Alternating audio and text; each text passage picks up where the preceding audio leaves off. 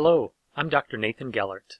In this video about motivational interviewing, I'll talk about counseling from a position of neutrality.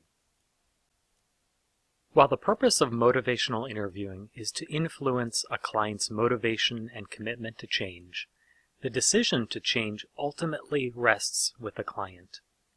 In some cases, the need to guide the client towards specific change will be clear. Other times, the need for change must be left to the client. Let's consider a few different cases. A couple pondering whether to have an abortion. A woman with an infant deciding whether to leave her husband who is physically abusing her. A student deciding which college to attend. A client contemplating smoking cessation. A sex offender contemplating new victims. A client contemplating whether or not to explore a swinging lifestyle. A client contemplating legal, physician-assisted suicide. In considering these scenarios, you may have strong reactions and opinions to some of them. As a counselor, you might be tempted to sway a client's decision to what you believe is morally or ethically right. There may be others where you believe it would be ethically wrong for you to try to influence the client to make a particular decision. And then others may fall into a more gray area. Here's how we would group these scenarios into occasions where the counselor should remain neutral and those where the counselor would work to nudge the client in a particular direction. In the first list, we have the scenarios where there is clear ethical need to nudge the client in a particular direction. Abuse victims need to be protected, as do potential victims of sex crimes, and the medical evidence is indisputable that smoking is deadly. In the second list, on the other hand, we have scenarios where there is no clear ethical guidelines about right and wrong or harm to self or others. There are also no legal factors that need to be considered. It is these scenarios where the counselor is ethically obligated to remain neutral.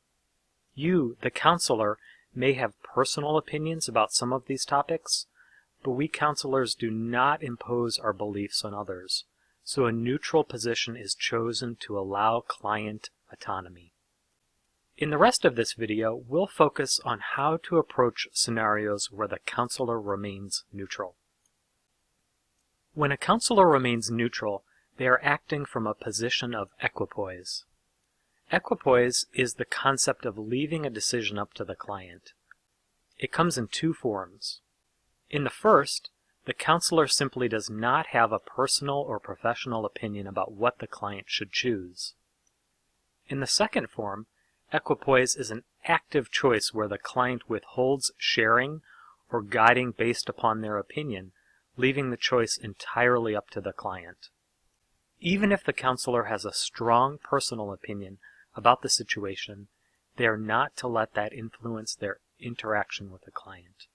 The counselor does, of course, continue to provide the client with relevant facts and information, but does not guide the client towards one choice or another choice.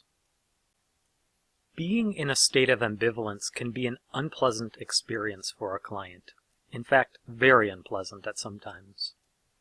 Therefore, when a counselor is neutral, it may cause even more frustration for the client, which is why it is important for the counselor to approach this situation delicately.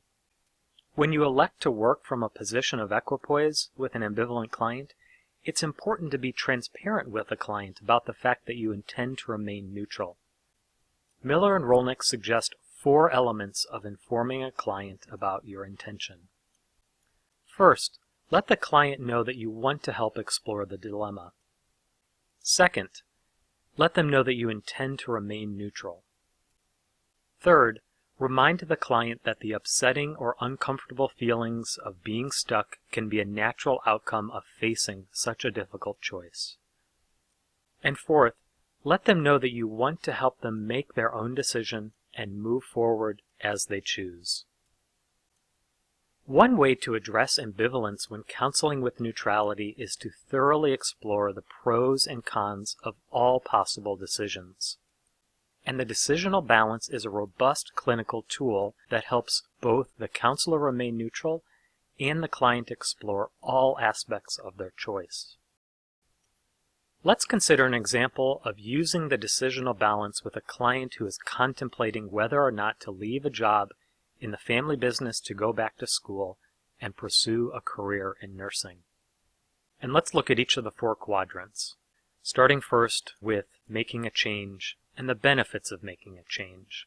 The client reports that there would be more career options, that going back to school would be an adventure, that he'd get to meet new people and learn more about his passion and also make more money. Let's then look at the cons of making a change. The client reports that it would be difficult to be away from his family and that being in school can be stressful. It's also expensive. There's the possibility of going into debt from loans. And he talks about this looming question, but what if I fail? Next, let's look at the benefits or the pros of not changing. He talks about being able to help with a family business and that there's something nice about that, something good about that. There is a lot of job security in his family business. He likes his coworkers. He makes enough money, and it's easy. Finally, let's look at the costs or the cons of not changing. The client talks about not realizing his full potential, about always wondering, what if? And finally, having less financial security. As you review this sheet with clients, you'll want to make use of your ORS skills to help them explore all the options. Additionally, evocative questions are particularly useful in helping clients make sure they haven't left anything off the list. I'll end the video by sharing a few important tips for exploring ambivalence from a neutral position. First, prolonged struggles with ambivalence can be taxing, frustrating, and upsetting for clients. It's essential that you not forget to provide emotional support for the client while you're working to help them resolve their ambivalence.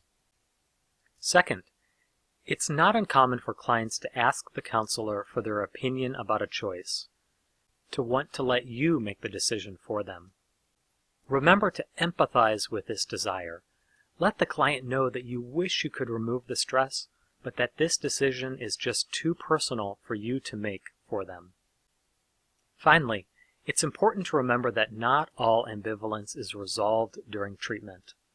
A client might gain a clearer understanding of the choices and options, but not actually make a choice. Sometimes people choose to delay decisions for weeks, months, or years, often for good reasons. That's not necessarily a sign of treatment failure. Thanks for joining me for this video. In the next video, I'll talk about how to help clients develop their own sense of discrepancy, which is a powerful emotion for resolving ambivalence. Please click the subscribe button to receive notifications when new videos are published, and if you've enjoyed this video, then please click the like button to support my work.